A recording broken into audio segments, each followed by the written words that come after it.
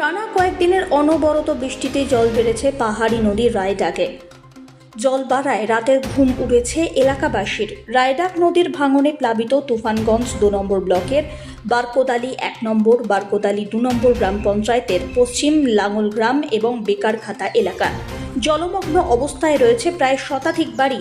ঘর ছেড়ে অন্যত্র আশ্রয় নিয়েছে ১৫০টি পরিবার। স্থানীয়দের অভিযোগ, ৩ বছর ধরে ওই এলাকায় রায়ডাক নদীর ভাঙন দেখা দিয়েছে। স্থানীয় গ্রাম পঞ্চায়েত, বিডিও এমনকি সেচ দপ্তরেও লিখিত অভিযোগ জানানোর পরেও মেলেনি সুরাহা। শুধুমাত্র ব্লক প্রশাসনের পক্ষ থেকে বাঁশের পাইলিং করে ভাঙন রোধের চেষ্টা হয়েছে, তবুও হয়নি শেষ রক্ষা। টানা কয়েকদিনের বৃষ্টিতে রায়ডাক নদী ফুলে ফেপে উঠেছে। বাঁধ ভেঙে গ্রামে ঢুকছে জল। গোটা গ্রাম এখন প্লাবিত। প্রায় ১৫০টি পরিবার ইতিমধ্যেই স্থান নিয়েছে অন্যত্র। গোটা গ্রাম নদীগর্ভে তলিয়ে যাওয়ার আশঙ্কায় দিন কাটাচ্ছেন গ্রামবাসীরা। পাশাপাশি আরও ৩টি ইলেকট্রিক পোল নদীগর্ভে বিলীন হয়ে যাওয়ায় বিদ্যুৎবিহীন অবস্থায় রয়েছে গোটা এলাকা।